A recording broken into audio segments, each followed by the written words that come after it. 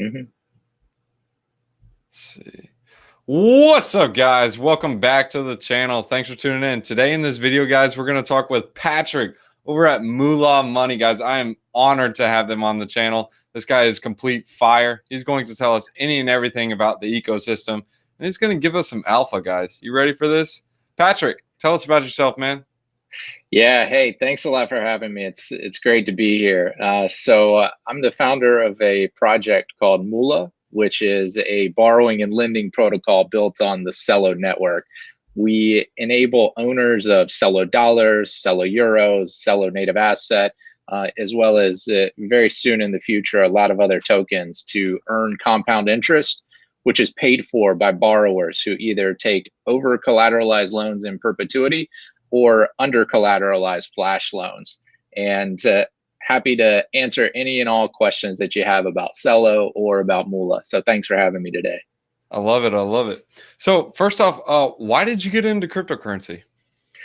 You know, I got into cryptocurrency because I had spent a number of years at a global retail bank, and I understood very deeply how that system worked, and was somewhat frustrated with that system. And when I found that there was a mechanism to send peer-to-peer payments without a third party interfering, without having to introduce many unwanted corporations into that transaction, I was very keen to understand how it worked. I've also, for a very long time, wanted to see a system that is more equitable and fair and provides equal access to everybody around the world. And I feel like the existing infrastructure, the existing financial system has really failed in that regard. And what I saw was an opportunity to really build something new and to have a positive impact on the world. Yeah. And so combining all those together, I decided to build a career in the crypto space. Dude, it's awesome. Glad to have you here. You're a brilliant mind. I love seeing Moola Money. You kind of built a pretty cool protocol. I really like it. Can't wait to see where it goes and seeing what else it develops into, I guess you can say. You're actually going to, well, guys, just to let you know, he's going to demo it later in this video. But you guys will love it. You guys will like how it looks.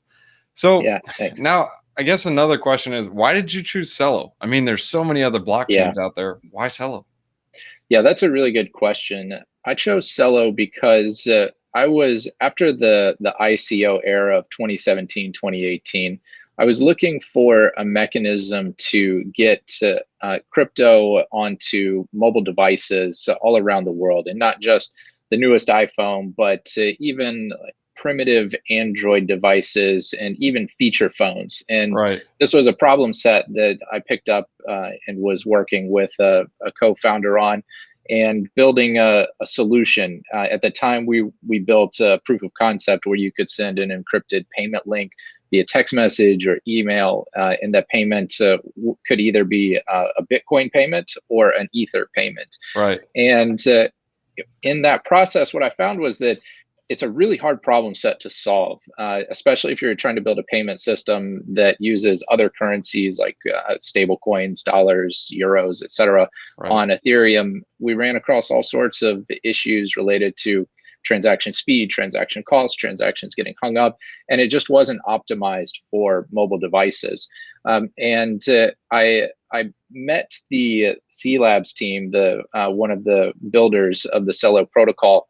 And this was before the testnet had launched, but just before it was about to launch. And I realized that, one, this group of folks were very much mission aligned in terms of the end result that we wanted to see in the world. And two is that the technology stack and the approach that this group was taking was far superior to what we were building and had built.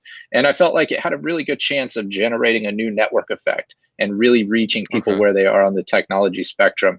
And so I decided to help push this ecosystem forward. Started by running validator nodes on the network, helping to being a Genesis validator, and then I realized that there was this missing piece if we wanted to kind of recreate what we in the United States and other parts of the world are able to experience from, say, a retail banking relationship, I realized that there's 4 pillars, and again, this is influenced by my prior work, and I Right. realized that a retail bank really comes down to 4 keys.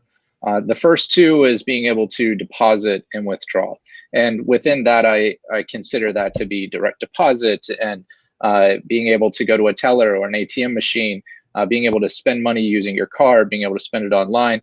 From a merchant's perspective, that's merchant services, being able to swipe cards and accept it, and that whole kind of suite of products of being able to move money in and out of accounts. On Right. the other 2 pillars is access to credit and access to yield, and that includes savings accounts, money market, CDs, small business loans, home loans, products. And at this level, most blockchains, including Celo, handle the first 2 to be able to send and receive. But what I realized is within the Celo ecosystem, because it was an emerging ecosystem, the second 2 pillars were really missing, and so that's what inspired the launch of Moola Market, was to be able to give people those next 2 pillars: access to credit and access to yield. I see. So I guess another question I have about Celo is like, me personally, like I heard about it. I actually got some free coins from Coinbase like I don't know, a Nice. year Coinbase ago. Earn. Yeah. Yeah, yeah. It was about a year ago. I got them when they were like what was it? You get $5 free, $6 free. Something Anyways, like that. but when I got them, by the time I finally looked at them, they were like worth $60 or $50, and I was like, what is Yep. this thing? And then I was kind of asking Yeah. you about it, and this was after someone sent me a screenshot of it with the gas fees, and I was like, wow, reminds me of Matic. I might as well try it out. And then I was kind of playing around with it, and then I ran into you. I was looking at Moola Money. I was like, man, this is memeable. What is this? And then Yeah. in fact, it's more than just memeable. It was like actually doing something. So I was like, Yeah. wow, this is kind of cool. And then I ran into you. You were quick to respond. You kind of told me about Uniswap. You told me a little bit about Poof Cash and basically what's going on in the ecosystem. I was like, man, this is kind of cool. I tried the gas fees, or actually the UI and experience on Celo. It was great. Like, it wasn't something that was clunky. It was like something that I wanted to use. So then I was like, I need to know more about this. And then I started doing some research, and I noticed it was similar to Terra Luna. I'm a huge bull for Terra Luna. Like, I love that protocol. But it was similar mechanics, and I was like, man, people are sleeping on Celo. What's going on? So I guess like those mechanics I love about it. But are you the only dev on Moola Money, or you have a couple of people, you have a team behind you? What can you tell me about that? Yeah, so we do have a team behind us, and we've got several groups of engineers that are and product managers that are helping to push this forward. So it's not a solo effort by any stretch Awesome. of the imagination. There's a lot of people that contribute to this that it wouldn't be possible without. I appreciate the references that you're bringing up. Maybe I'll just take a minute and talk about some of the things that make Celo unique in terms of as a layer 1 protocol. Please. It's so first off, Celo has shared ancestry with Ethereum in that it runs the Ethereum virtual machine, and it's compatible with the ERC20 standard. We actually now have several Ethereum to Celo bridges that just went live within the past month. There's bridges to other networks as well, including Solana, including Polygon, and but Celo is it's a proof of stake network, so it's got very high throughput, very low latency. Transactions cost about 1/1000th of a penny, and it's built from the ground up to be optimized for a mobile experience. Now, what I'm going to show you in a little bit is the desktop version, just because I'm on my laptop here, but it is optimized for mobile, and what that means is that we have every design choice that has been made from the entire technology stack has been made with the consideration of how is this going to work on a mobile device, and a mobile device that maybe has data constraints, maybe can't access tremendous amounts of data, or data is very expensive. And so there was a lot of choices made in terms of the cryptographic design, the mechanism, how validators communicate and verify transactions, and giving end users the ability to verify and validate that a transaction is legitimate while consuming the least amount of data possible. In addition to that, there's also this really cool decentralized mechanism for mapping your phone number to a public key if you wish. It's not mandatory. You can still have a public-private key pair, an externally owned account that is not mapped to a phone number, but you can map your phone number to a public key, which allows us to open up social networks. So the user experience when you use Valora, which is one of the main mobile wallets on the Celo network, very similar to Venmo, in that you can sync your contact list, and then when you want to send somebody money, dollars for example, Celo dollars, you just find their phone number, and if they have not set up a wallet before, then they get a text message letting them know, hey, you have 10 Celo dollars waiting for you. You click the link, and it links you to the App Store to download the wallet. And the verification mechanism for the phone number is that there is, as I said, validators, because it's a proof of stake network. And when you request to map your phone number, 3 validators are randomly selected to send an SMS. And on the back end, this is running systems like Twilio, MessageBird, Nexmo, and these types of SMS messaging systems. And the wallet is looking to see if you did in fact receive those SMSs. If you received 3, then it confirms that you do in fact control that number. And now the next time somebody wants to send you money, they can just send it directly to your phone number and through Valora, and you'll receive it. And so this is really powerful. The last piece is that there's a native stablecoin mechanism. So there's a mechanism to mint and burn stablecoins. The 2 first stablecoins that we've created are Celo dollars and Celo euros. It is crypto collateralized by the Celo native asset. It's over collateralized. There's also Ether, Bitcoin, as well as a little bit of DAI that is collateralizing this. And so anybody can interact with the reserve and mint or burn Celo dollars or Celo euros. There's this crypto economic mechanism, basically a triangular arbitrage trade that keeps the price of Celo dollars and Celo euros pegged 1-to-1, because you can earn a profit. So tying it all together now, you've got a very high speed, very low cost, very high throughput system where you can send stable value currency to any phone number in the world. And we just haven't seen that yet. And the last point that I'll make is that something that I'm looking forward to with tremendous amount of excitement is the launch of Poof Cash V2, which is an application built on Celo, because this adds what I consider to be the missing piece, which is privacy. And it's a privacy protocol more similar to Zcash than to Monero, if you're familiar with these privacy chains. And it'll allow you to send Celo dollars through a private channel, essentially, to, again, any phone number in the world.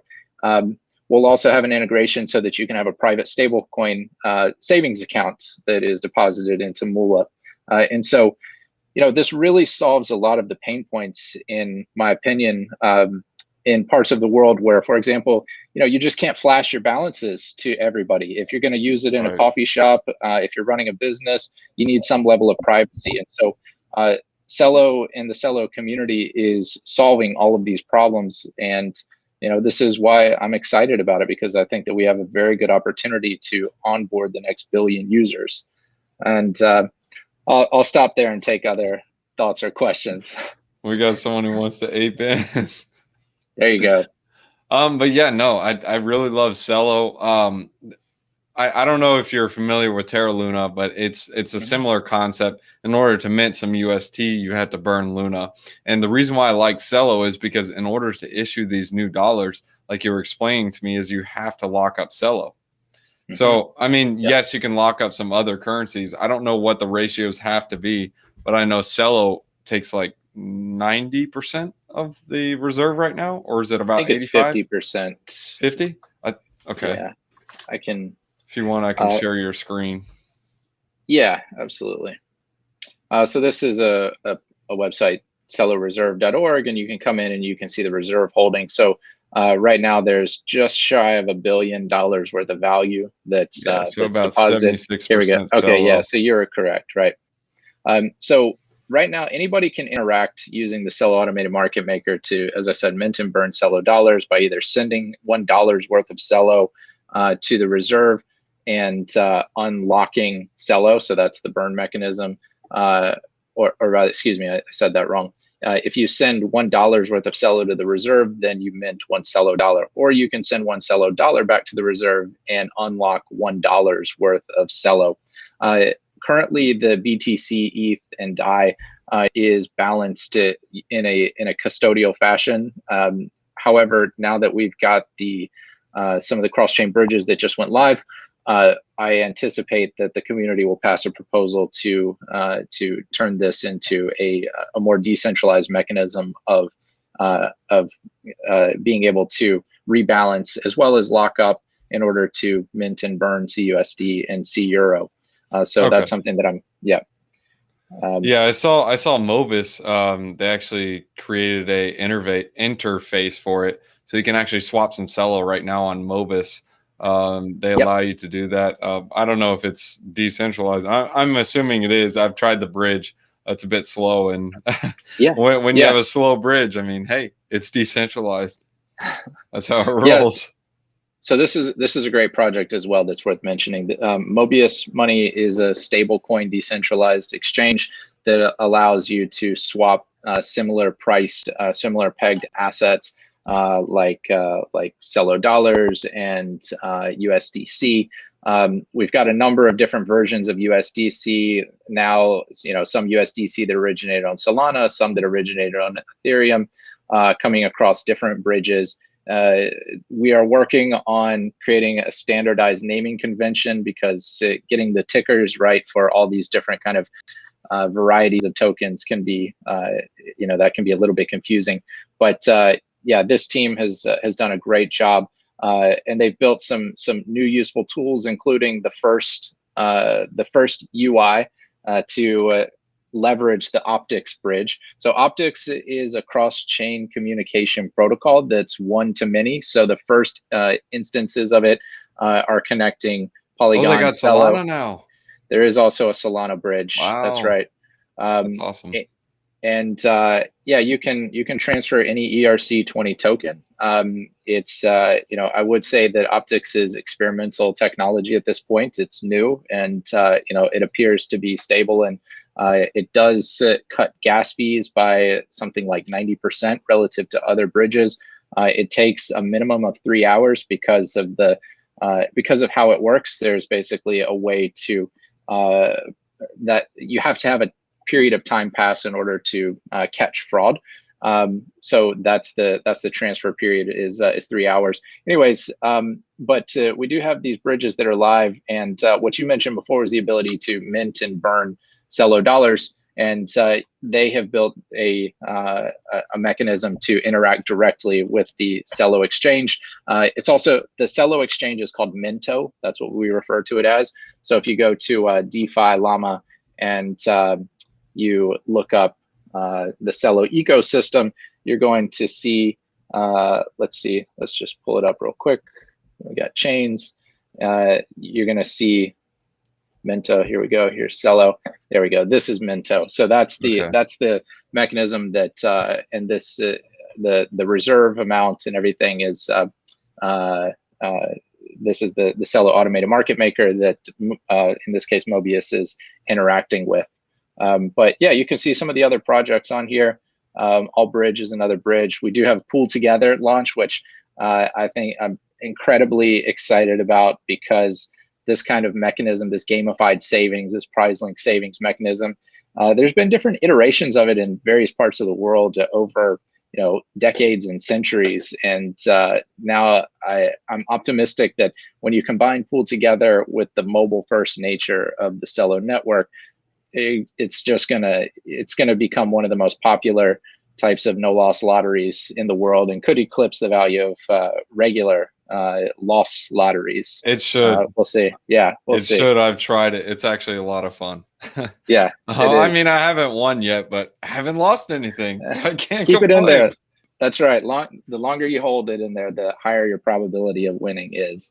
And yeah, so we're working on getting an integration with Pool Together to be the yield aggregator for them, running Moola Market on the underside. But what other questions can I answer? What would you like to see? Looks like we just got one from Alpha Bayan asking about Celo versus Harmony. I assume with the transactions. What is Celo's transaction finality? Is that 5 like seconds. instant? Oh, that's good. Okay, cool. Yep. So Celo versus Harmony, I guess, is the question. That's a good question. I assume sharding, but I don't know. I don't know enough about Harmony to compare and contrast it. So Harmony has it has sharding. So it's a proof of stake mechanism, but it has sharding. I explain it like this. You know how you go to the store, you have different cash registers. It's the same thing. So like each cash register is going to process different transactions, but at the end when they go like to leave the store or whatever, etc., they all have to go out one exit. So all those cash registers or I guess you can say nodes, validators, at one point in time, they're all going to have to interact with each other and make the main transaction on the main chain. That's how they're able to do such cheap transactions, is because they take it off like the main network. Obviously, it's not like a side chain, but it has, I call them cash registers, but they're different nodes. They're all verifying their own transactions. And then when they verify their own junk, they come up with like a total and then they put it together. I don't know when their consensus or when they have their consensus is, but I know it's not instant finality or 5-second finality with Harmony One. It's a lot longer. Interesting. Yeah, there's so much innovation in this space that it's impossible to keep up with all of it. So I'll talk specifically about how Celo does it. Celo uses a Byzantine fault tolerance consensus mechanism. There is a validator set that consists of 110 validator nodes. The validator nodes are elected by Celo owners. So Celo owners are able to lock and vote for validator groups, and the validator groups that are elected through a counting mechanism called the D'Hondt method, which if you're familiar with certain European parliamentary elections, it's that they use the same type of mechanism to seat the validators. Essentially what it means is that you vote for a group, and then the group decides which node it places in the validator set. To draw an analogy, it would be like you vote for political party A, and then the leaders or the political party itself decides that candidate B is going to fill that seat. So in this case, Celo owners vote for validator groups. The validator groups then seat the validator nodes in the validator set, and every 24 hours there's a new election, and so you can churn the validator set every 24 hours. And once you're elected to the validator set, all the validators sign and mint new blocks at the same rate. So it's not a proof of stake mechanism where the more stake you have, the more transactions you're able to add to the blockchain. In this case, once you're elected, everybody has the same number of transactions, or rather blocks, that they commit that are added to the blockchain. It all takes place on layer one, so there's no sharding. There's no rollups. It takes place on layer one. We're able to keep such a high throughput and keep the transaction finality time down to 5 seconds for a number of reasons. One of which is that the validators on this network are primarily professional validators that are running, very high efficient equipment with a lot of horsepower, is what I'll say. And you mentioned the Coinbase Earn campaign from last year.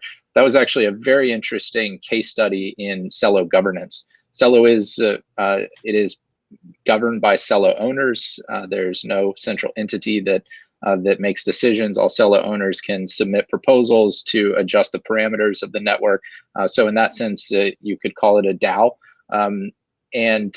So what happened with the Coinbase Earn campaign is that there was a tremendous spike in new users, equivalent to like the highest level of user adoption that platforms like Facebook see at their peak.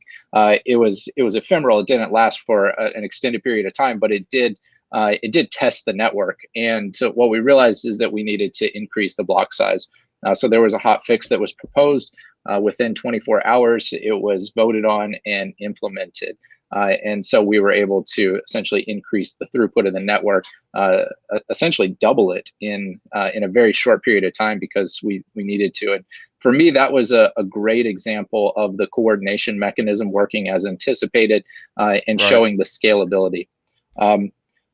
If I can add one more thing, and then I'll pause and let you ask another question, and that is that there's another group that recently left the DM/Libra project called, I'm trying to remember the name of the group. I believe Mystic is the name of this group, and they are working on a couple of interesting things, including implementing the Move programming language onto Celo, which is what the Libra project is using. And second is that they've got some research that they'll be looking to implement that should get the transaction throughput, transaction speed up to something like, I don't know, 150,000 transactions per second. I think right now we're at about 3,000 to 5,000 transactions per second, which is plenty for what we need, and get the transaction finality down to under a second. So nice. I expect that this that these numbers will continue to improve. But what other questions can I answer? Sure. We do have one from the community is asking, is there a wallet for Celo? Yes, you got Valora and you got the extension. You can also add it to your Metamask. So there's a couple things. But I want to go back to Harmony to reiterate what I was saying. So it does have, so Harmony 1 is a 1 to 2 second finality, but the block is like fully complete. So like that's the shards making their transactions go through. A block is fully complete, like it interacts with the main chain after one epoch. One epoch is about 18.2 hours, which is 3,200 or 32,768 blocks. So it's not instant finality. Yes, you have block finality, but there's a little bit difference. So like if there is like a double spend in that time, it will revert. That's why it takes a little bit of time for exchanges for some people, but it just depends on which exchange you're using. So is Celo, is that instant finality, like as in like the 5 seconds, or is there an epoch that it has to verify with? Oh, 5 nice. seconds transaction finality. I like that. I like that. So I guess Harmony 1's beating you right now with the transaction speeds, but you got that 1 second coming, right? Yeah, there's no block reorgs. Once 2/3 of the validators sign a block, then it becomes final. There's no you don't have to wait for half a dozen blocks. It's not a proof of work mechanism where you could have an orphan block, or you could have essentially some of the problems that we see with the chain reorgs in proof of work systems. 5 seconds, the block is finalized and the transaction is finalized, and that number, like I said, I anticipate will come down. For payment systems, I've gotten into a habit of every time I go to buy something and check out, I start counting, right, from the time I either swipe my card or tap my phone or use my my phone to pay. I start counting the seconds of like how long until this transaction is done, and I encourage you to do the same thing. Yeah, well, it's 5 seconds, I would say, is perfectly fine for a retail environment. It's perfectly fine for an e-commerce application. But with that being said, like we'll get it down. Like there's use cases where higher throughput and higher speed is useful, like trading and these sorts of things. But as a payment system, I would say that it's sufficient, especially when you consider that the payments do cost 1/1000th of a penny. By the way, payments transaction fees can also be paid in stable coins. That's a all UX improvement that I feel has outsized impact in that you don't have to when you onboard somebody to Ethereum, for example, if you want them to send to USDC, you also have to send them Ether. They have to have two currencies. And Right. early in Celo, you don't have to. You can pay transaction fees in Celo dollars or in Celo euros or in the Celo native asset, or you can propose through governance to add a new token to be a gas fee currency. So, I expect that there will be more and more. But again, you combine all this together, the ability to send money to any phone number in the world in 5 seconds for 1,000th of a penny. You only have to hold that one stable coin in order to send it. Private transactions coming within a matter of days. This is really game-changing stuff. The world hasn't seen this sort of financial primitive in such a user-friendly format. This is why Celo goes mainstream, in my opinion. Oh no, I agree with you on it. I mean, it has extreme Luna vibes to it too. Same thing with Terra. It's the same concept. Like, you're actually able to pay the transaction fees with like UST and stablecoin. This is why I'm so interested in Celo, because this literally reminds me of because I was looking at Luna when it was under $1. I was making videos on it, and this is before like Anchor Protocol, Mirror Protocol. It was just like an algo stablecoin. I was like, man, this is kind of cool. And then it started taking off, and you guys have a similar concept and a similar community, except it's not an algo stablecoin. So I'm sure you saw, like, you probably didn't see it, you were building. But the problem with algo stablecoins is when they have people fearing like, oh, it's going to lose its peg, it causes a cascading event. You've heard about iron finance, right? Yes. Yeah.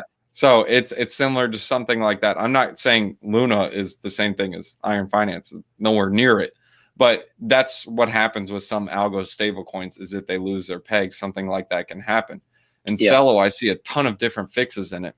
You guys have a killer community. And on top of that, I mean, dude, it's mobile friendly as a first. Not everyone has a computer. Everyone's got this piece of junk. It's a cell phone. Everyone's got it. Right. So there are a lot of similarities to the Terra ecosystem. There's also some fundamental differences. Tell us what's going on here. Yeah. So in order to, again, there is a reserve that's backing, so it's over collateralized, right? So so basically, like, there's always assets backing it, and that's one fundamental difference to the Terra Luna crypto economic model. There was also a question about a wallet to stake. There are several. I like Celo wallets. There's a web app version of it. There's also a desktop version that you can download it, and I think you actually need to download the desktop version. The link's down here at the bottom in order to do advanced functionality like staking. There's some others if you're on a mobile device. Let's see. Actually, I don't think Valora has introduced staking yet, but I know that's on their roadmap.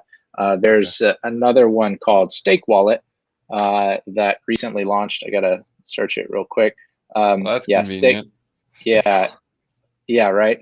So this is a C Labs team, but it's actually a multi-chain staking wallet, and you can stake a lot of different tokens. I don't even know the full list, but they've got lots and lots and lots of tokens that you can stake, and it's, again, a mobile-friendly wallet. So if you're on a mobile device, that would be my suggestion. But you can use MetaMask on Celo. In this case, I'm using a Brave browser, which is MetaMask. You can use your Ledger device. A lot of folks prefer to use hardware devices. I strongly recommend that. We do have multi-sig wallets as well. There's one called Celo Terminal that is probably the best user interface for using multi-sig. If you really want to be secure about it, you've got to download it. It's a desktop application. Investors will love that too. Yes, like absolutely. Big hedge funds and whatnot, they have to have multi-sigs because I don't know if you've heard about it, but the issue that investors have is like playing around in DeFi is if they just have like one wallet, it's in one person making the transactions, because they aren't personally doing it. It's the money, and so they have to hire different people behind it. I don't know if you've listened to articles and I guess you can't listen to an article, but like I can't even think of the word for it, but like an audio recording, they basically say, look, this is how they have to do it. they have one guy verifying one transaction, like saying yes to this key. They have another guy entering in one PIN code, another guy entering in another code. So there's multiple steps involved. So like with a multi-sig wallet, that'll just help so much more, because they have to do something like that. So instead of having like 10 different people in a room, they're able to do it from different places. Yeah, I listened to an interesting podcast, and I don't remember which one it was. Yeah, on Metamask, Metamask's approach to institutional custody, and it sounds like they've built some tooling. I can't say that I've used it, but they built some tooling that integrates with custodians like I believe Anchorage is one of them. Anchorage runs some nodes on the Celo network, and it helps to solve that problem. But yeah, I mean, multi-sig is a hugely important, critical component to the Celo ecosystem. And on that note, I'll also talk about like wallet recovery, because this is something that for people who've never used a crypto tool before, writing down a seed phrase and being able to essentially secure your money, being your own bank is a big responsibility, and it comes with some new features and some new tools that you have to learn. Right now, for the wallets in the Celo ecosystem, including Valora, you do have to write down a seed phrase. However, what's coming next are mechanisms to, for example, securely back up your encrypted seed phrase in a cloud provider and being able to unlock that as long as you remember your PIN code. There's also work being done on smart contract-based wallets that allow for social recovery. And in my opinion, the right solution is to give people options. Some folks are very comfortable with seed phrases and are going to want to have that sole control. Some applications you need to have a multi-sig because you need to have that level of oversight. And some folks are going to want to use social recovery, and others are just going to want to have a centralized system that manages it for them. And I think providing all of those solutions is okay, and giving people options is the best. What protocols on Celo should retail investors be interested in? Let's show. Well, yeah, I will say, I will say that, I am not a financial advisor and I don't give financial advice. What I'll show you is tools that I think are useful. And one tool that I find useful, and I'm slightly biased here, is Moola Market, because that's the protocol that I spend my time on. Again, it's a borrowing and lending protocol that allows you to unlock liquidity and borrow against your assets. We have 3 markets. We will very shortly be adding many more markets, but right now you can deposit Celo US dollars, Celo dollars, Celo euros. We're fluctuating right around 100 million in total deposits. We've got over 10,000 active users and just under 13 million in loans outstanding. And so I've already logged in to my wallet. I guess I start over from the first step. So when you come to app.moola.market, again, it is optimized for mobile. If you do this on a mobile device, you've got a very mobile experience. We have language options, Korean and English. We're rolling out about 4 other languages over the next couple of weeks.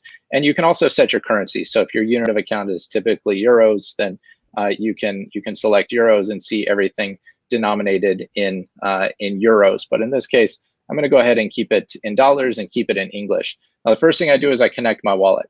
It's giving me an option to connect my Ledger device, Metamask, or Celo extension wallet, which is basically a fork of Metamask that came out prior to adding Metamask support. And I'm going to go ahead and do Metamask. Now, Metamask is actually, again, this brave wallet that I have set up here. And but it is identified as Metamask.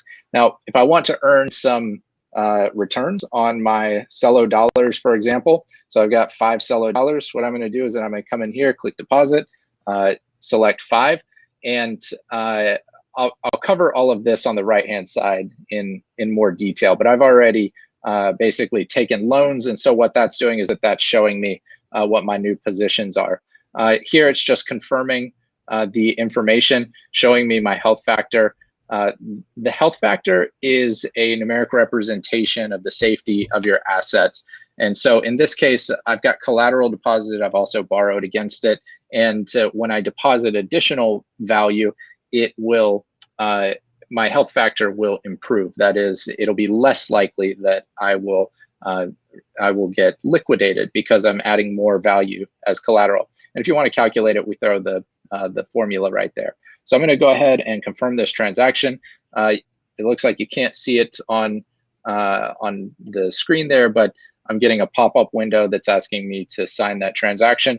And what I found is actually the Brave wallet is one of the slower wallets in the ecosystem. Ledger is much quicker. I'm not sure why that is. My hunch is that it has something to do with the node that it is communicating with. But on average, it takes about what feels like 2 or 3 blocks to verify the transaction. So I just got the approved notification, and now I will go ahead and confirm it. In this case, it's asking me to approve each transaction, the amount that I want to spend. In the next iteration, we'll be adding functionality to do an infinite approval. That's one of those security versus convenience trade-offs where some folks, again, like to only approve the amount that they're doing. And as soon as this transaction is confirmed, I will go ahead and show it on the Explorer. And there's a couple of things that I want to point out. One of which is that the transaction fee here was fractions of dirt. That's right, fractions of dirt. And the other thing that I'll point out is that what I did was that I sent 5 CUSD, and then 5 MCUSD was minted. I also received a little bit of extra MCUSD. This was accumulated interest that I had earned on my previous deposit. So MCUSD is a interest-bearing version of Celo dollars, and the way that it maintains a one-to-one peg to Celo dollars is that you receive more of them. There's a couple of different approaches to this type of mechanism. For example, Compound uses an exchange mechanism, so 1 C token is not necessarily equal to 1 DAI, for example. But in Moola, 1 MCUSD is equal to 1 CUSD, and it's a freely transferable asset. So that's the deposit mechanism. Let me just pause there, see any questions you have. I can show borrow as well, which is there's some Metamask confusing, simple, easy. Someone was saying Celo on Voyager for yield. Yeah, get your funds off Voyager. Get your funds into either Metamask, Valora, extension wallet. Get in a decentralized, not your keys, not your crypto. But a question I do have, because I noticed I was playing around with it a bit, but on Uniswap, you swap 1 CUSD for 1 MCUSD. How are you? Because I see you gain interest. If the token's interest bearing, shouldn't it be more than 1 CUSD? Or so more. So a couple of things on this. One is that Uniswap is a decentralized exchange that allows you to swap between assets. There's also, you can also provide liquidity. So you can provide liquidity for different token pairs. If you've used Uniswap, this is going to be a very, very similar experience.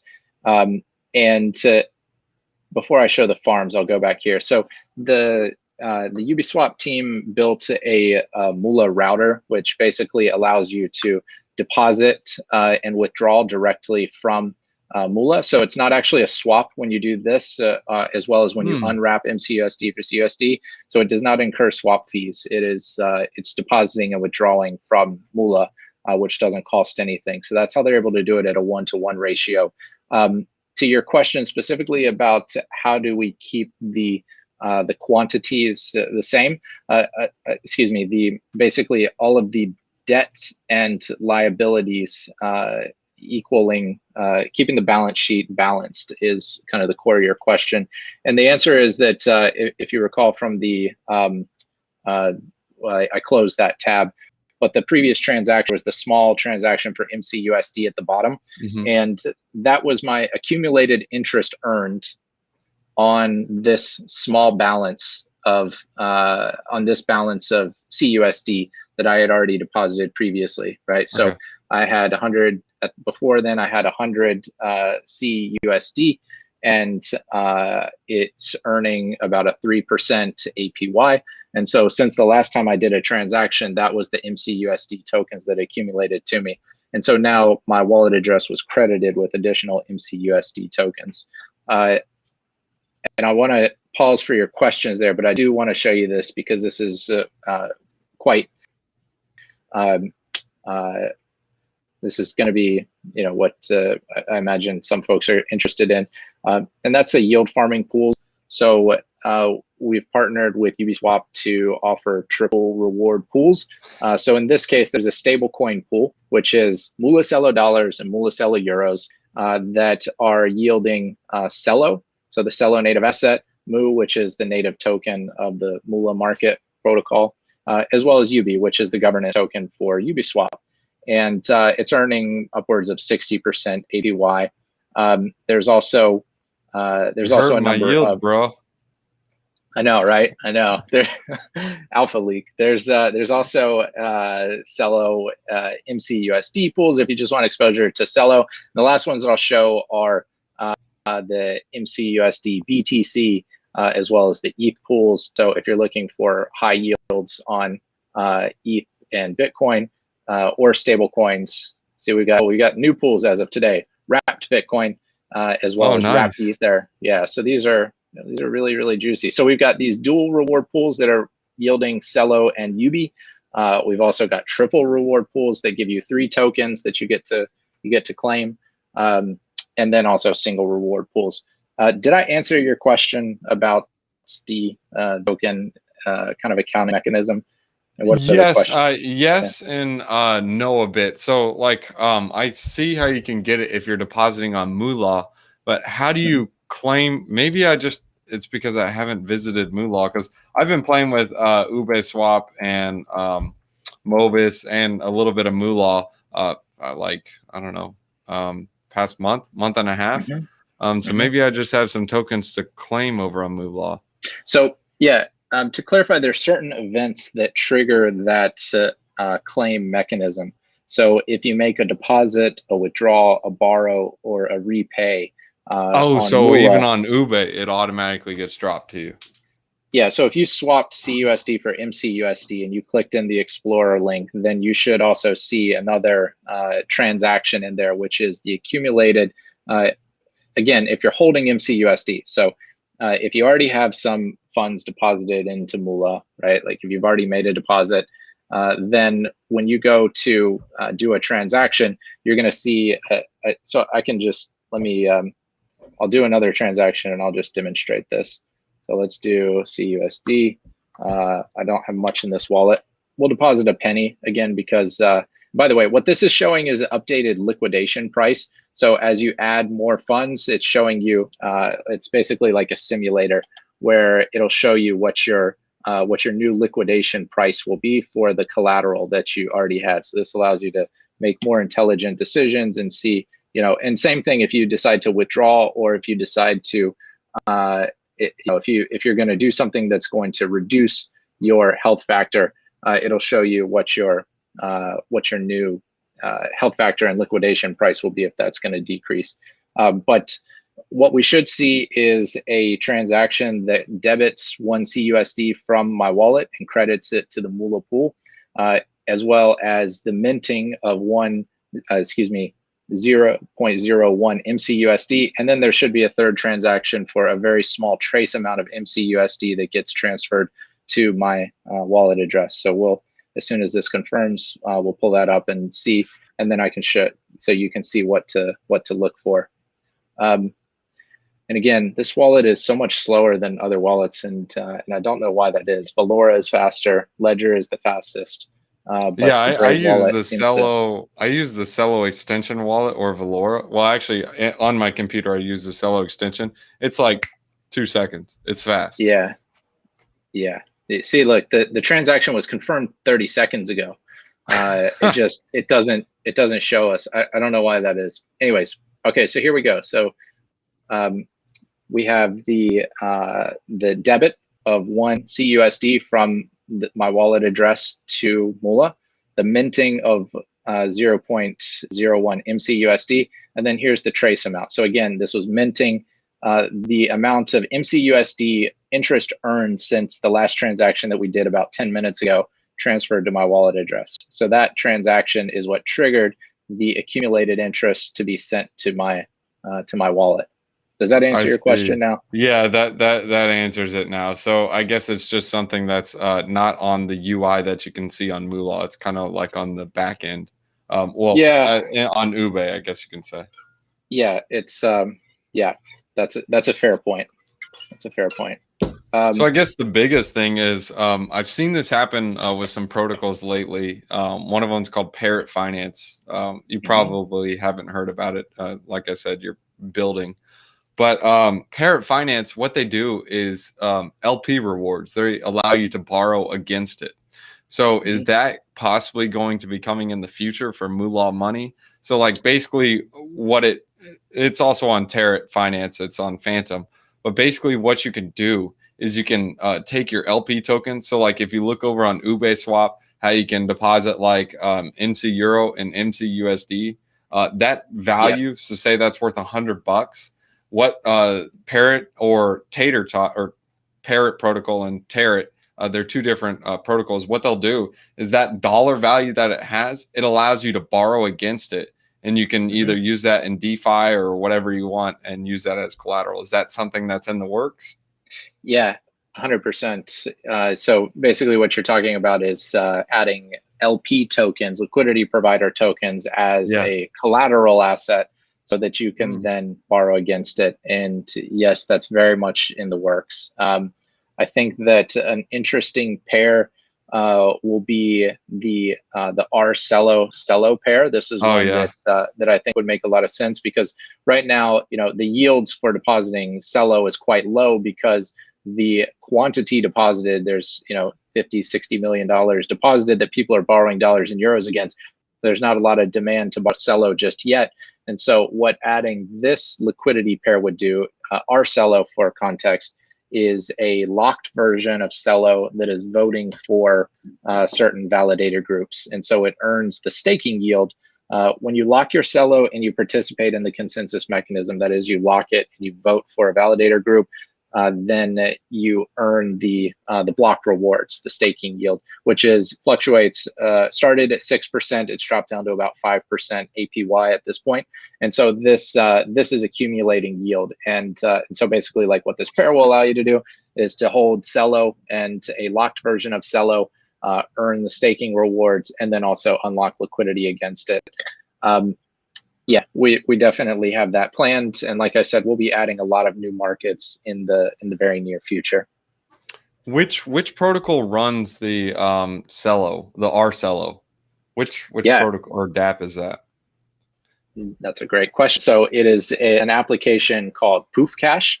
Poof, that's what it is. Poof. Yeah. So Poof is the let's see here. So Poof is the privacy protocol that I think is just really one of the missing critical pieces.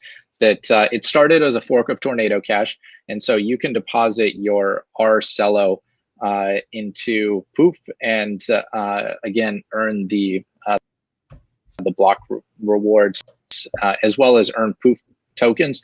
The yield farm for Poof Cash is it's one of the most involved and complex that I've seen. It's not for the faint of heart. There's a lot of steps, and so just to let you know. But we actually just passed a governance proposal that now allows. It basically allows validator groups to create their own locked version of Celo that's voting for their group. So, for example, my validator group is called Validator Capital. And we created VCAP Celo, which is a version of Celo that's locked and is voting for our validator group. And now what you can do with this, with app.poof.cash, is that you can then wrap VCAP Celo into R Celo and then deposit the R Celo into the Poof pool.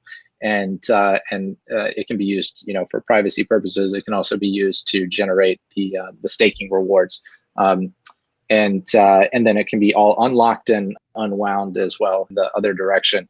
The next version of Poof Cash, which I alluded earlier, is not using ring signatures. It's not using the Tornado Cash mechanism, which provides a good level of privacy, but not an optimal level of privacy. The next version uses a form of zero knowledge proofs called ZK snarks that provide what I believe is a higher level of cryptographic privacy and doesn't depend on a pool size in order to provide the privacy. So very strong cryptographic privacy related guarantees that are giving when you want to send Celo dollars, or if you want a private stablecoin savings account that's deposited into Moola, that'll be the other thing that you can do. I really feel strongly that this is going to be a strong reason for adoption in parts of the world where, again, disclosing your balance could put your life in danger. Disclosing your balance, if you're a business, could put your stakeholders at risk. It could put you at a competitive disadvantage. Now we got a payment system where you can have a level of privacy. Sweet. No, that's awesome. Privacy is essential. I mean, even like each ecosystem has their own just about. Like, for example, with Cosmos, they have their own, it's called Secret Network. Obviously, it's not something like Monero, but it still offers some sort of like mixing. Same thing with Ethereum. They have Tornado Cash. Binance Smart Chain, they even have something called, it's like Swirl or something. And Phantom, they even have Shade Protocol. So there's different mixers for each of the protocols. And privacy is huge. Everyone's sleeping on privacy, but obviously you guys are finally getting that into the eco. Well, actually, you guys have had it. Proof Cash has been around like 2 months, has it? Yeah, it's been around for a few months. And again, like there's different levels of privacy and different approaches to achieving privacy. So mixers are one, and that's basically like what Tornado Cash is and what the first version of Proof Cash is. But using zero knowledge proofs is a much stronger form of cryptographic privacy as opposed to just plausible deniability.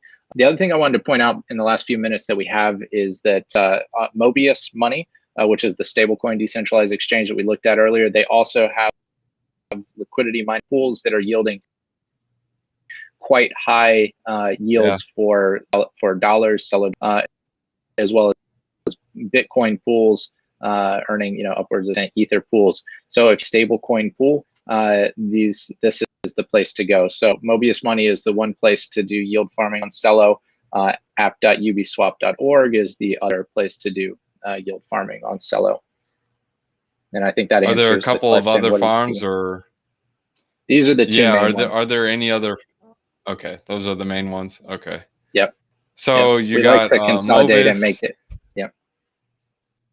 So you got Mobis, Uniswap, Moola Money for borrowing and lending. Actually, you can leverage that up and use that in AAVE Cash by using the MCUSD and MC Euro, so you can get double reward, or actually triple rewards there, and you get bonus rewards from Moola Money. So that's good. Yeah, so like this triple rewards pool, these are tokens that are deposited into Moola market dollars and euros, so they earn this modest 3%, minus 0.8% APY. In addition to that, you are also depositing liquidity into a swap pool. So people who swap between USD and euros pay the swap fees, which goes to the liquidity pool providers. And then in addition to that, you also get this APY of you get these additional tokens, Celo, Moo, and UB. So if you're looking to accumulate positions in the Celo network, this is a good way to get tokens for some of the native financial primitives. Again, Mobius Money, they've got a pool over here as well for if you want to liquidity mine and yield farm their native token. They're giving away Mobi tokens, as well as you also get UB tokens here. So there's a lot of collaboration and coordination where it makes sense, and a lot of these pools are using Moola underneath. So like if you want Celo and CUSD, again, this is earning the yield for CUSDs. The idea is that these tokens incur less impermanent loss relative to the unwrapped version that's not being loaned out. So because again, you earn that, it's a variable rate, but right now about 3% APY. That's 3% less impermanent loss if the price of Celo drops. Right. So any degen farms? Addy Daddy was asking any degen plays on Celo. I mean, I think these are them. I think you're looking at it right here. These are them. This is The days when you can earn almost 200% or over 200%. That's not degen anymore, man. it's. I mean, It's there's crazy. No, well, look, no, I these. was being sarcastic. Like Oh, those are really good here's APR. 200%. Here's That's 205%. There you killer. go. Yeah, That's killer. it is. But hey, some people like to degen more. We know how it And rolls. the last thing I'll say a couple of, which is that if the mission and purpose of providing financial access to everybody involved in getting private, easy to use, transferable value onto the phones of everybody in the world, if that sort of mission appeals to you, then join our Discord, come contribute to the community. There's a lot of roles, a lot of things we need people for, and rapidly expanding, and would love to have you.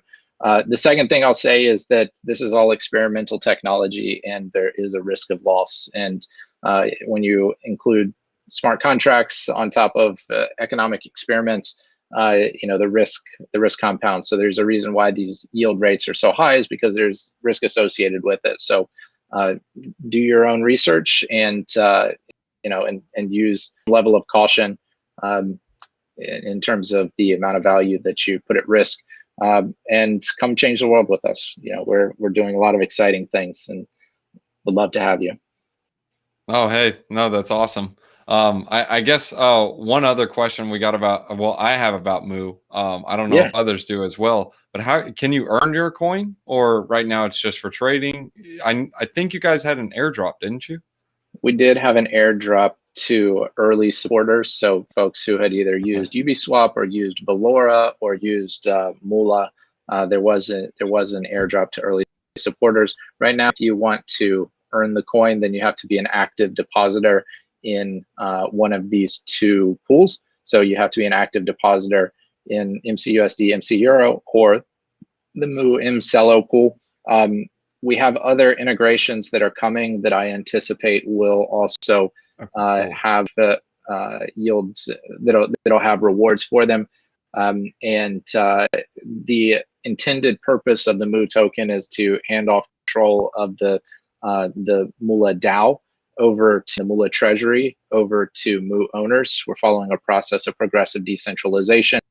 And so the steps will be, first, distributing the token. That's the phase we're in now. Second, we'll be having a signaling mechanism where users will be able to vote and show their, essentially submit proposals and vote on proposals, and then that'll be implemented. And then the third phase of the decentralization process will be that we hand off control of all of the contracts over to Moo owners. Right now, Moola is controlled by a multi-sig, and that's who has the discretion at this point. Other questions that I can answer for you? Okay, that's awesome. That's awesome. So I guess you kind of did answer it there. So a lot of farms like Uniswap, they have their AAVE token being able to be, you can farm their token there. So I guess you're more so like the back end. You're just like a core part of the Celo ecosystem.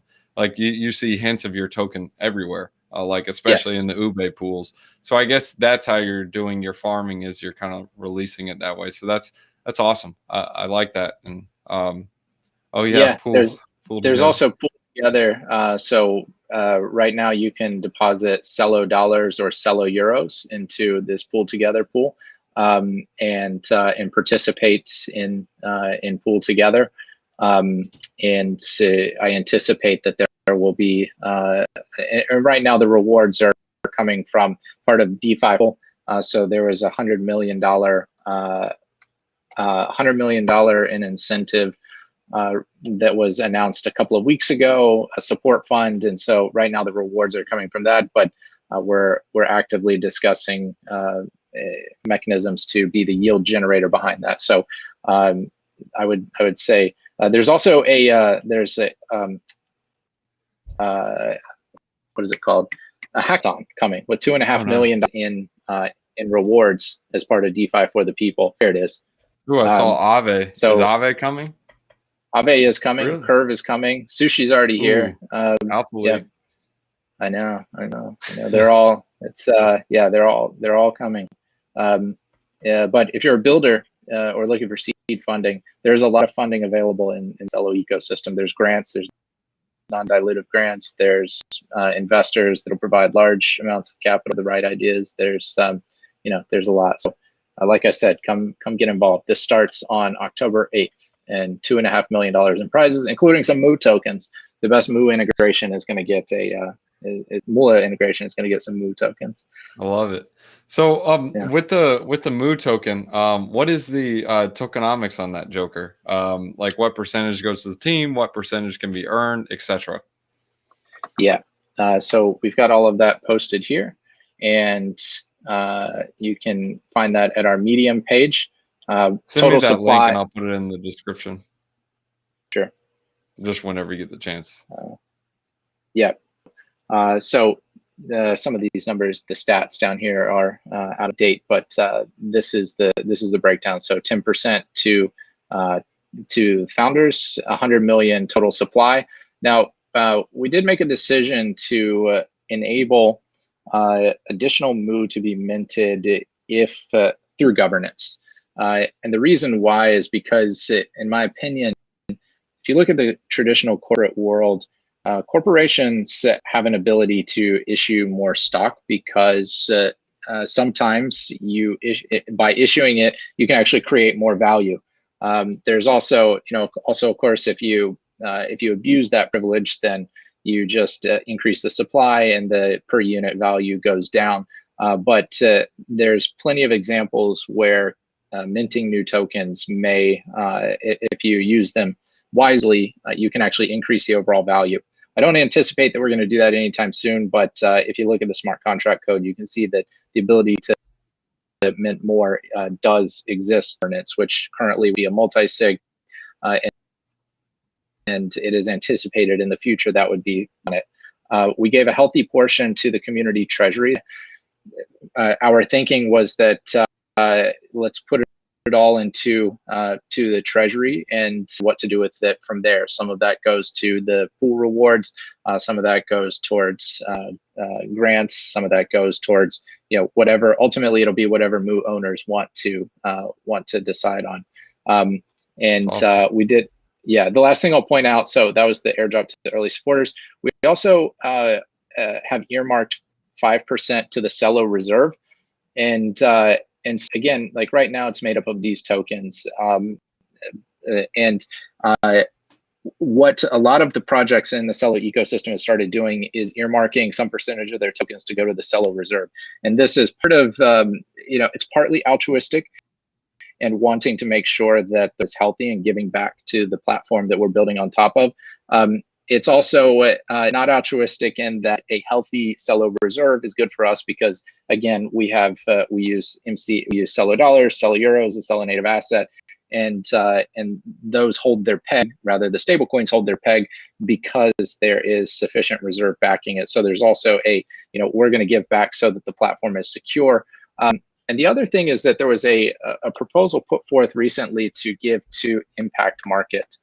Impact Market is a universal basic income, or as they call it, an unconditional basic income platform that allows you to essentially create a community create a community and set the parameters of who is in your community and how much people can withdraw from the contract and on what cadence. And it's been incredibly successful. Over 1.3 million has been raised so far. On average, the average UBI beneficiary gets 47 cents per day. I think the average number of days, or like the maximum, is on average like $250 per recipient. But you can see here on this heat map where these communities are springing up. Uniswap put forth a proposal to redirect some percentage of the swap fees to Impact Markets. We held off on doing the proposal because Impact Markets is migrating to a DAO, and they wanted to get that set up before we passed this. But other protocols like Mobius Money has signaled, Moola has signaled that a portion of the protocol revenue will go to this Impact markets. And this also has both an altruistic and non-altruistic bent to it. The altruistic piece is that we're getting money into the hands of people. Like in Brazil, there's a tremendous amount of adoption of Celo network. Entire communities are using it as the payment system in their community. Yeah, that was one of my big questions. What markets are you attacking? Yeah, so South America, you can see the heat map here. This is just impact market. This isn't representative of the entire ecosystem. If I pulled up the the attestation server to verify phone numbers, we have over 100 countries that we send text messages to verify phone numbers for. But I would say that it's a fairly good representation that Africa, Nigeria, there's a large community in Kenya, South Africa as well. The Philippines as well. We're seeing a lot of adoption in the Philippines, but South America, Southeast Asia, and Africa. But this does two things. One is that it does give people money that they can spend to buy goods and services and feed their families. Two is that it also increases the adoption. The biggest hurdle to crypto adoption is access, is that on and off ramp. And so when you just completely remove that barrier where you say, okay, like no questions asked, you can have 50 cents per day. That is very meaningful. And what we've seen is that there are network effects being generated in these communities, which you can see with these with this heat map right here. So it's one of those like do well by doing good type of win-win situations. Yeah, that's awesome. So it's basically just like airdrop money for people to kind of get used to how cryptocurrency works and bring them into it and realize like there is a way, there is a hope. It's even more than that. I mean, it's more than just, hey, let's get people into crypto. It's how do we end people need to eat, people need to pay rent, people need to buy fuel, they need to buy electricity, they need a bandwidth, and this is a mechanism for making an impact, a positive impact on that. Again, Celo's mission is to create the conditions of prosperity for everybody. And so what we're doing is building these DeFi primitives and then redirecting some of the value and economic creation from these DeFi primitives directly to people in need, so that they can then start using these DeFi primitives and they can start saving and they can start yield farming and getting access to credit and all of the things. So it's an exciting place it's an exciting ecosystem to be a part of, and I would say very much walks the talk. There's a lot of ecosystems that I've been a part of, seen, that talk about this sort of thing, and this community, Celo community, is very much walking the talk. No, yeah, that's so true. So when these when customers, or I guess you can say people, get these tokens, are they able to spend them? Like, for example, with Terra, they have Chai payments. Do you guys have like a payment solution? And then also we have Ox asking about if they're a dev, where can they get involved? Yeah, definitely. So for devs, I would say come into our Discord and find a project that you want to contribute to. If any of these DeFi projects are interesting to you, the DEXs or the borrowing and lending, great. There's a lot of ways for devs to get involved. So I would say join the Discord, and I'll link to our Discord just real quick, and let me edit it. So send it to me on Discord. I'll pop it in. Yeah. Spend it. The majority of it is going to Valora. So that's again the Valora is the mobile wallet that feels and acts a lot like Venmo, and allows you to spend, and you can a payment request, right? So this is how you use it in a retail application. If you've ever traveled to China and used Alipay or WePay, that'll be very familiar. The Chinese economy runs on these super apps that make it very easy for people face to face to interact, whether it's taking a taxi or buying food or what have you. It's this a mechanism to generate a payment request. Somebody can scan it with their phone and pay it, or you can request through your through a phone number. These are options, and how the money gets deposited into this wallet, and and then to buy goods and services. Now that makes sense, because I saw Valora. I was thinking it was similar to like a Metamask, and I did see like you can load it up with like a credit card and whatnot. Okay, that makes sense now. So you can actually use this like at, say, for example, Publix, Amazon, whatever. It automatically converts your crypto to cash and allows you to pay for something. So I think what you're referring to is you can buy gift cards for each of these stores that you see. Yeah. But what you can do is there are cash in, cash out options. There's more coming. That's an area of active development because the ones that exist have room for improvement. They do work, but they're just more expensive and more complex than they should be. You can buy gift cards for all of these things, but what we're seeing is that the money is staying on chain. The money is not exiting the ecosystem. The off-ramp for the individual is that they send Celo dollars, and in return, they get food, right? They send Celo dollars, and in return, they get bandwidth. That's what we're seeing is through this, through impact markets, where communities are switching over to this set of payment rails. There is no, the off-ramp doesn't have to be back to fiat, back to cash. The off-ramp becomes being able to spend it on what you need. And that's where this is really exciting. Yeah. Okay, that's awesome. Awesome. All right. So the last two questions, I guess you can say I have. The first one is there a minimum amount, like on the reserve that you had, is there a minimum amount of Celo that can be put on there? Like, as in, like, if the reserve goes below this certain amount of Celo, we can only take Celo at this point as a reserve. Does that make sense? I don't quite understand the question. You're talking about Minto, the Celo reserve? Correct. The Celo reserve Celo reserve in general. Like, does that Celo current composition, does that have to be a certain amount of Celo? Like, does that need to have a certain proportion of the pie to have Celo in it? Yes. There's targets. There's targets for the composition, and the targets are reweighted, as I mentioned, because the other assets are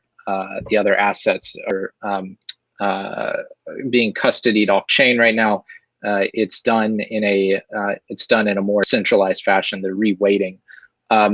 Does there always need to be a certain amount of Celo? I mean, at a high level, I would say yes, because you have to have a certain amount of value backing the stable coins, the outstanding supply, right? So if the value of Celo and Bitcoin and Ether all drop, then that's where you could run into a situation where the protocol becomes insolvent. Now, there are mechanisms in place in the event that the price is dropped precipitously. The first of which is that there's an arbitrage mechanism that would make it profitable for an arbiter to essentially unwind and reduce the supply. Well, what I'm referring to is if the price of Celo dollars decreases or the price of Celo euros decreases, there is an arbitrage mechanism that makes it profitable for traders to essentially reduce the supply and bring the peg back. So let me just pause there and see if that's clear, or what other questions I can answer. Yeah, no, that does make sense. I understand that. I'm trying to see use case wise, all the use cases for Celo. So, okay, so here it is. So the initial target, okay, so they want 50% Celo. So there is a limited amount. That makes sense. So basically what needs to happen is, because the target has gone above, this needs to be reweighted. So some Celo needs to be sold for Bitcoin. Okay. And I don't know the cadence of the reweighting because it's not done on chain currently, but now that we've got the bridges, we can start to do this on chain, but it'll take a governance proposal to ask. The other things that you can use Celo for, you can pay transaction fees. You have to stake it if you want to be a validator or to run a validator group. You have to stake it if you want to vote for a validator group. And you have to stake it in order to vote on governance proposals or to submit a governance proposal. So all the governance related aspects require Celo. All of the consensus mechanisms require Celo, and it can also be used for transaction fees. So it's a governance asset, it's a transaction fee asset. Those are the main, and it also backs the stable coin. So there's this dynamic. This is important to explain. there's this dynamic of what drives the price of Celo beyond just the basically, like, in order to mint new CUSD and CEuro, you have to lock up Celo. And so as we have more and more demand for CUSD and CEuro from things like impact market, from people wanting to yield farm, from people playing in the pool together, as we have a more and more robust ecosystem, ultimately what happens is that demand for these stable coins increases. And if the demand increases, the price goes above its peg. That means you mint more in order to get the price back down to the peg. The only way to mint more is to buy Celo or to have Celo and lock it up. So that puts buy pressure. So the price should directly correlate or strongly correlate to the increase or decrease in demand for Celo stablecoins. Right. Yeah, because I was in Discord. They basically said the minimum amount of Celo, or I'm sorry, the minimum amount of like CUSD and CEuros that can be minted are like, it was like 2 million a day or something, or 3 million a day. Is that minimum? correct? No, like, you can not minimum. I'm sorry, the maximum amount. So oh because yeah, I remember talking in the Mobis Discord. They were like, yeah, there's a shortage right now. So I was like, well, just mint more. And they're like, well, no, there's a certain amount. So that's a problem that should get solved with this next next set of proposals that just passed on chain. Basically, in order to protect the reserve and the amount of Celo that can be, in order to protect that Celo, the way that works is that there's buckets that you can trade against, right? You can think of those as like liquidity pools on Uniswap. And every 5 minutes, those buckets gets rebalanced. And so there is, and basically what that means is that if there's like a major movement in price, it can trigger a circuit breaker where the buckets won't get refilled until basically there's a multi-sig signature that says like, okay, everything's okay. So there's a circuit breaker in place that's intended to prevent certain types of catastrophic loss of value that could potentially happen. As a result of that, there is a limit on the total amount of Celo that can be replenished in these buckets on a daily basis. And so far, the system has worked just fine. But we've gotten to a point where we essentially need to increase the amount of CUSD and CEuro that can enter circulation because there's a lot of demand for it. So there's been a proposal put forth for something called Grand Minto, or I think they call it Granda Minto, which essentially allows for bulk minting of tokens upwards of $50 million. I think is the upper threshold, and so that's being introduced. Okay, so that makes sense now. So that was kind of just like a safety mechanism, I guess you can say, just in case. Yeah. Okay. Yeah, that makes sense. That's right. That's right. All right. Well, I don't see any other questions. I know we took up a bunch of your time, and I really appreciate you jumping on and kind of explaining everything. I'll drop those links in the bottom as well. But anything else we should know about Celo besides that awesome outro that you gave 30 minutes ago? My bad. I'll go ahead and cut the video and clip it to where it plays at the end. Thank you. I appreciate that. No, that's it. I feel like we, there's, you know what, I'll drop one more because these guys just launched yesterday. So I'll just drop, one more. And they do have, they're on both Avalanche and on Celo. It's a knowledge marketplace that is intended to resolve what, why, how, which, and other questions that aren't necessarily binary. So knowledge prediction marketplaces that we've seen so far, like Augur, for example, are really good at resolving binary questions, like who will win the presidential race, for example. Here, it's intended to resolve more abstract questions by using a crypto economic mechanism where you have to essentially put some value behind your statement, your answer, and a neuro-linguistic programming algorithm that parses all of the information that comes in and essentially enables it to coalesce around what the quote unquote right answer is as defined by what the crowd has said. So it uses a mechanism of wisdom of the crowds combined with putting value behind your prediction market. It's a prediction market that resolves more abstract and subjective questions. And they just opened this up, and they're doing some, so like you can earn some of their native token by participating. I think it costs like 5 Celo to enter your prediction. If you're right, as defined by the algorithm, then you win. Like half the people are expected to win, half the people are expected to lose, right? So it's value at risk. So anyways, check it out. It's cool. It's yeah. Yeah. So how many tokens do you get for making the prediction type of thing? So you bet in Celo. I believe that it's Celo, right? That although I think that they are, yeah. So you bet in Celo. Although I heard that they're actually going to have betting in LP tokens, but I don't think that's. I'll not going to say that. Forget I said that. So you bet in Celo, and you submit your thought, right? So if I say like, what is Celo, DeFi for mobile phones, right? And then I would submit my jot. I don't know if I have enough Celo, and I only have 1 Celo in this wallet, so I can't do the full demo here. You would put the amount. Oh, I could actually. Let's try it. And all right, so let's crowdsource this from the folks watching this. What is Celo? Help me answer this. Concise, clear, concise. Come on, guys, shoot them texts. I would say, I mean, I'll just say Celo is money for the people. That's what I'd say. I love it. Money for the peeps. Let's do it. All right. Dude, so if I'm you going win, to go ahead I get it.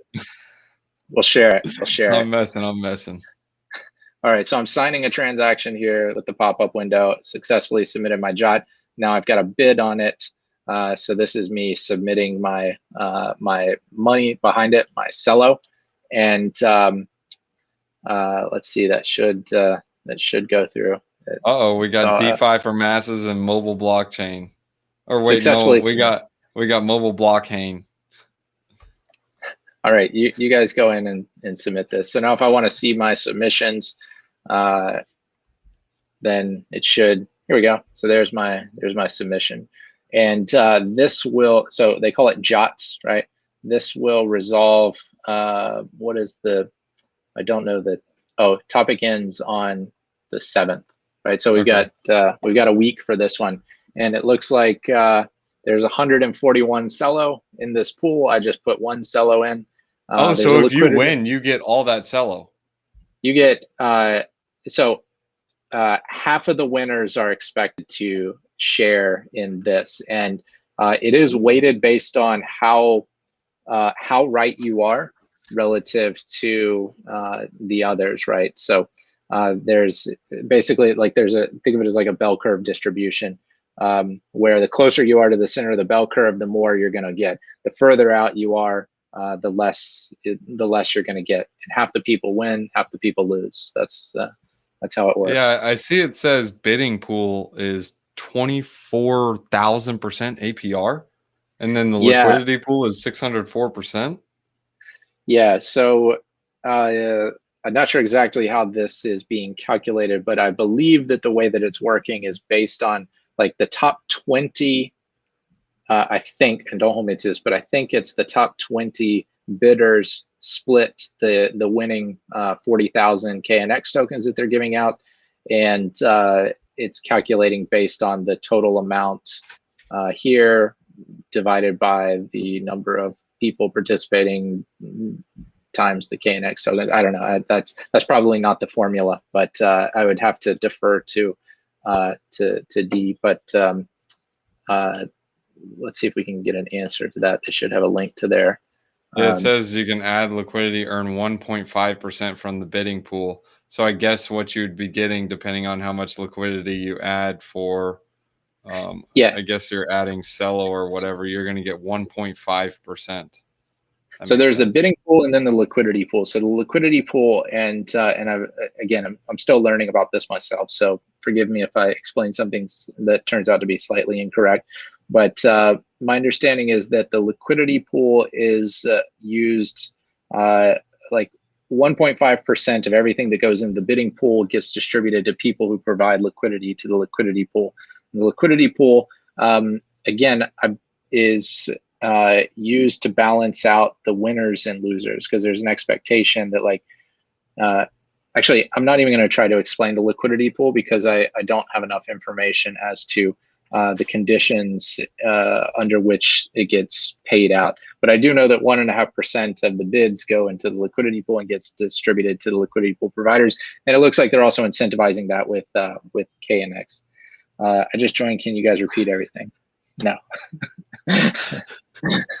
But this you might be able to watch it again. And join the Discord. You can ask the questions, and we'll do it again there. Which ledger account is used to store Celo? I see that in the chat. So there's a ledger app on, excuse me, a Celo app on Ledger. It's not on Ledger Live. You can actually connect your ledger to Metamask. Yeah. So that's another solution as well. Let's see. I'll just try to find this Knox market though. I'm going to look into this. This is interesting. I love prediction markets. Yeah, so if you go to docs.celo.org, it'll walk you through everything you need to know about using a ledger.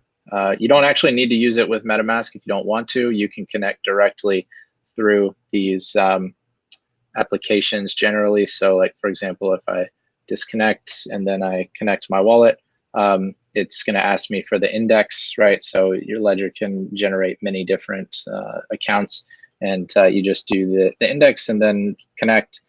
You have to have the ledger connected and the application open. And then when you do a transaction like deposit, you just confirm it on the device. But yeah, check it all out. It's sweet. It's cool stuff. So that's it. You asked me what the last thing was that I wanted to show everybody, and I think Alpha we got a nice little tour. Yeah, that's right. So yeah, thank you for having me, and thanks for all of your attention, asking good questions.